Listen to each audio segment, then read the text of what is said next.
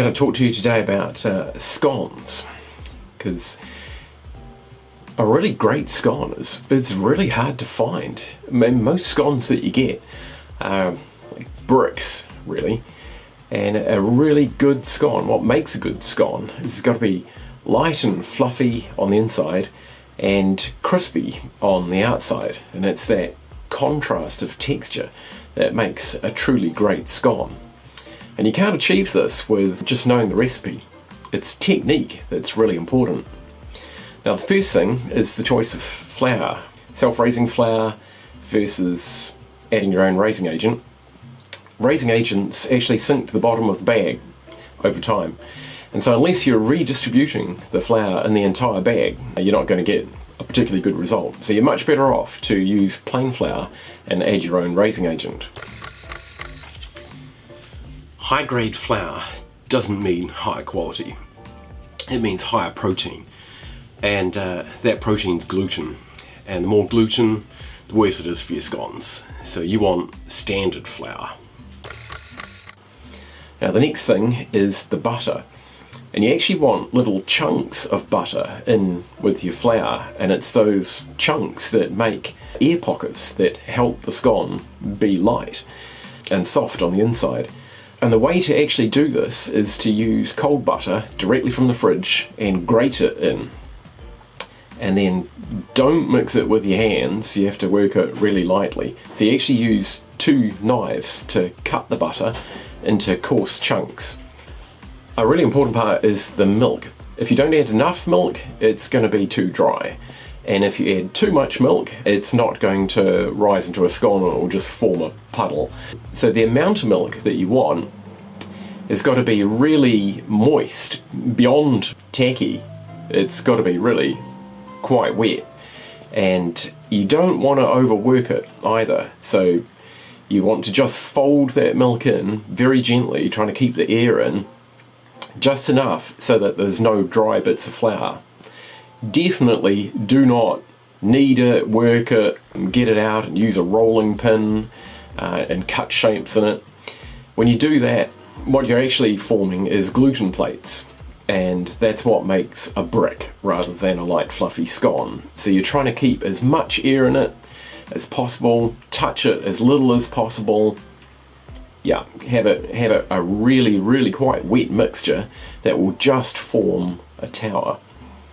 Placement on the tray, you want to actually stack it into a tower.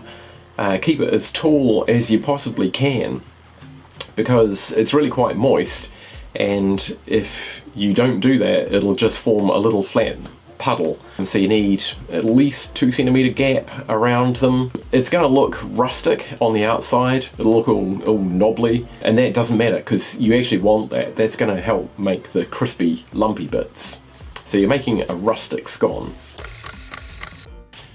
As far as ovens, use a conventional setting, not a fan forced. You're trying to balance the Maillard reaction, the caramelization, and you're trying to avoid the denaturing of the proteins. And so you want to not go above 180 degrees Celsius. Try and aim for 177 Celsius. Or the last thing is, never reheat it in a microwave. That will completely destroy the crispy outside. It just totally loses all the contrast. The scones are going to be at their best 10 minutes after coming out of the oven. So make your batch of scones small enough that you're actually going to eat them all and not have any left over. Or if you just don't reheat it. Okay. Right, so I'm making quite a small batch here. Do 4 scones. So I'm using 200 grams of flour. So we'll just weigh that. 2.5 teaspoons of baking powder.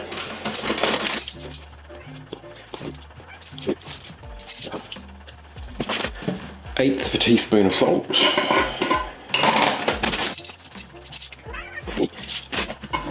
Pinch cayenne pepper. It's up to you how much cayenne you put in, but don't go too crazy on it. And now we need to mix all that. Oh, no, he's gone wrong already. I want to sieve that. Okay, I'm going to sieve my flour raising agent together. And you usually get some lumps, so just crush those. Much better. And make sure that is well mixed. Okay. Now, most people will use parsley for a herb. I like to use rocket. It's peppery, kind of nutty. It's just really nice. So, highly recommend that.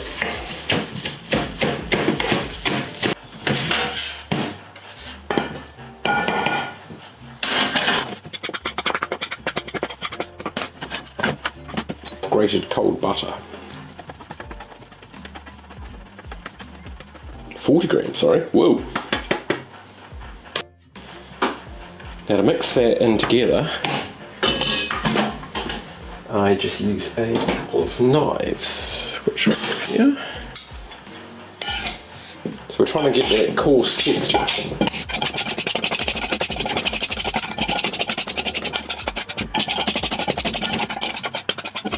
Looking pretty good. I put in our 60 grams of cheese.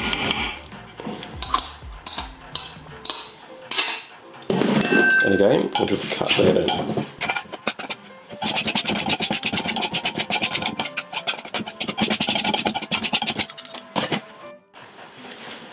Now I'm going to measure 160 mils of milk. 168, that's a bit more.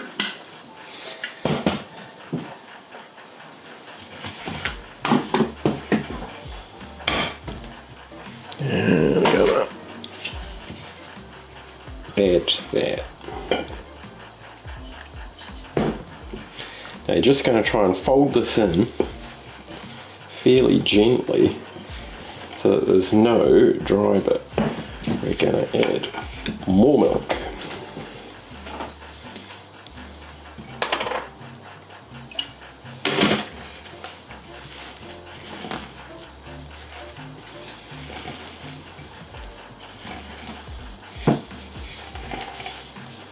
And that is about it. I don't want to do any more mixing than that. So it looks really tacky. In fact, hang on.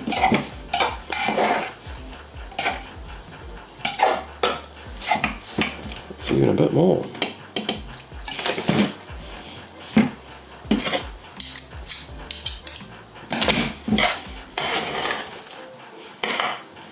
Good. Okay.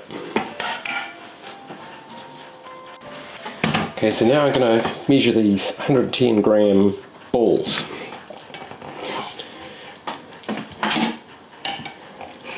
It's 90, 100,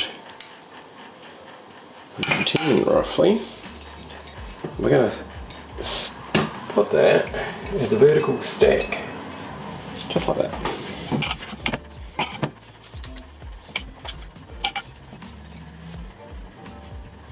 Good.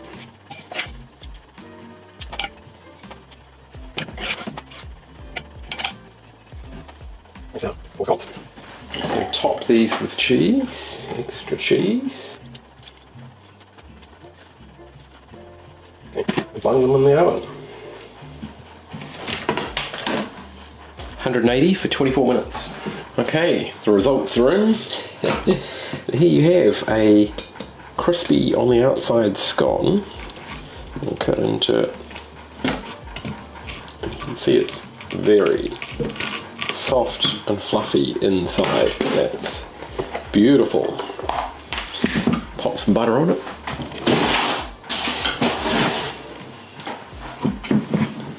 And that's going to be a truly great scone. Okay, well there you have it. How to make excellent scones. Enjoy!